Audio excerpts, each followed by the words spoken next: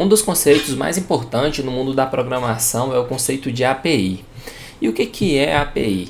API ou API significa basicamente a sigla para Application Programming Interface, que é basicamente, traduzindo para o português, interface de programação de aplicação. Mas o que é uma API? Uma API é basicamente uma forma de fazer a integração entre sistemas.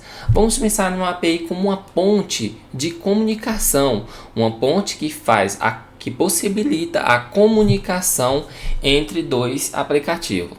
Também podemos pensar em uma API como uma forma de possibilitar que a sua aplicação faça a comunicação com aplicativos de terceiro.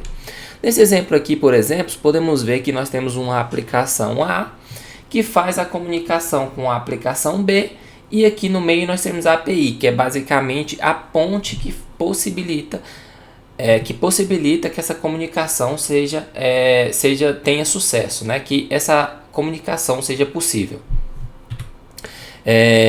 Outro exemplo que nós podemos citar aqui imagine que você tem aqui uma aplicação de vendas, e essa aplicação, após efetuar a venda, ela precisa, por exemplo, fazer a integração, né, ou se integrar ou se comunicar com o aplicativo dos Correios para, por exemplo, verificar quantos dias, qual que é o prazo para entrega, né, desse produto que sua aplicação está vendendo, ou quantos dias demora, qual que é o custo, né?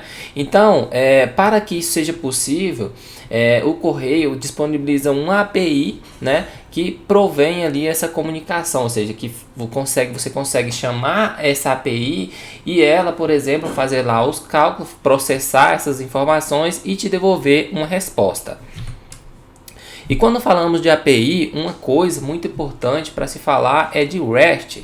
E o que é REST? É a sigla para Representation State Transfer, ou transferência de estado representacional.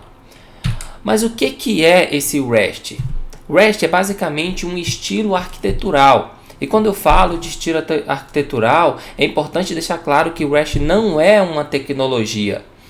E se o REST não é uma tecnologia, não é possível, por exemplo, nós instalar o REST.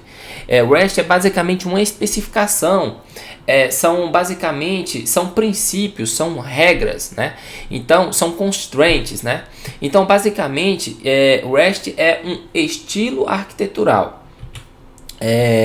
E quando eu tenho, por exemplo, uma aplicação, um API REST, eu quero dizer que eu tenho uma API que segue esses princípios, uma API que segue o estilo arquitetural REST. Uma coisa muito importante para falar sobre o REST é que ela é independente de linguagem. Então, ele independe de tecnologia.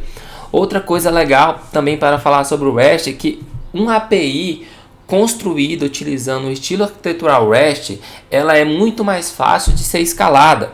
Uma coisa legal também é que uma API REST, ela também tem um conceito muito forte de uma separação, né, entre o cliente e o servidor, e também utiliza, né, ou pode ser utilizado do protocolo HTTP. Quando a gente falamos de constraint em REST, existem algumas constraints importantes, né? Então aqui uma das mais importantes seria a constraint de cliente-servidor, que basicamente quer dizer que uma API, para ela existir, é necessário que exista um consumidor, ou que exista um cliente. Outra constraint importante é a constraint stately. E state basicamente quer dizer que uma API REST, né, ela não guarda estados. E quando eu digo que não guarda estados, eu quero dizer que toda requisição feita para o servidor, ela deve conter todas as informações que são necessárias para aquela requisição ser processada. Ela também tem a constraint de cache, que quer dizer que uma requisição ela pode ser cacheada.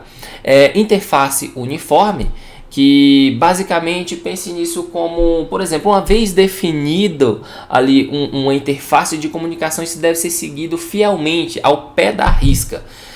Sistemas em camada, que basicamente podemos pensar nisso, por exemplo, que a sua API, ela pode existir ali uma série de camadas, né, entre o cliente ali e o servidor, né, que está sendo consumida aquela API, e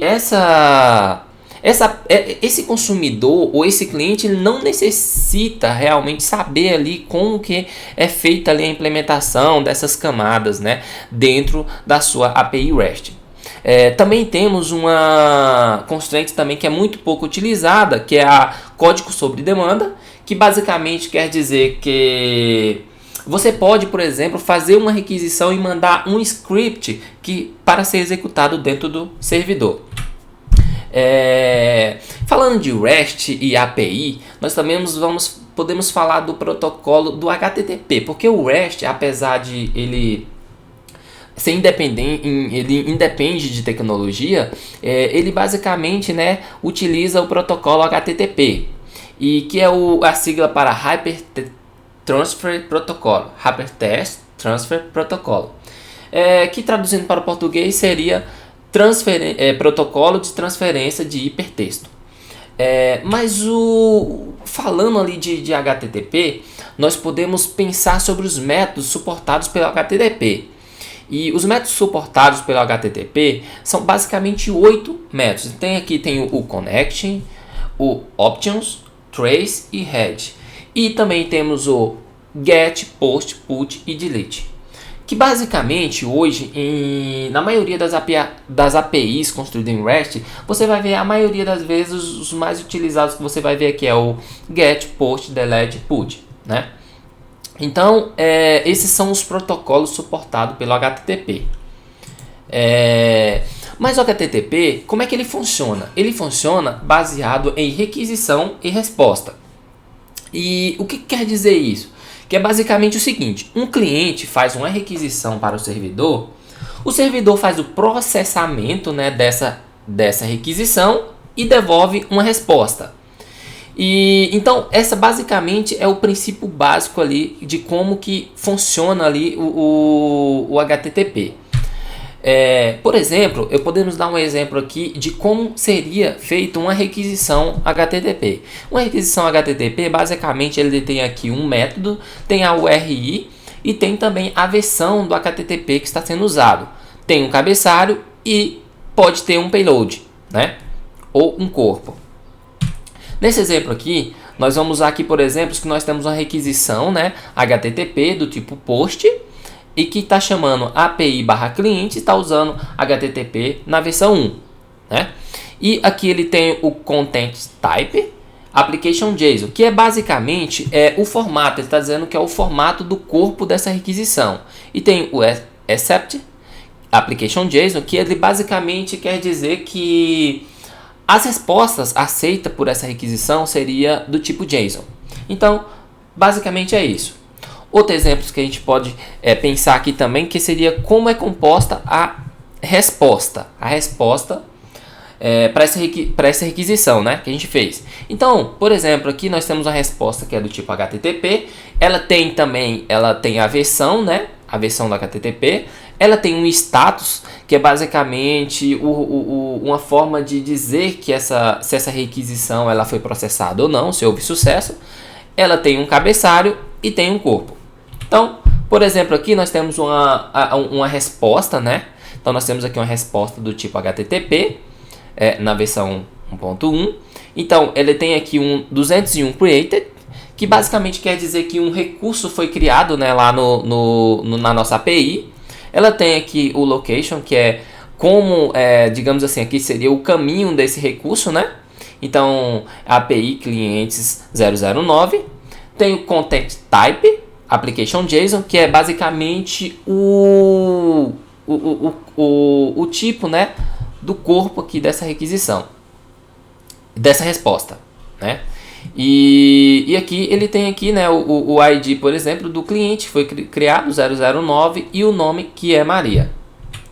Então, basicamente, esse seria um dos princípios básicos quando a gente falamos aí de API, né? De API ou API REST. É isso aí, pessoal. Valeu, até a próxima.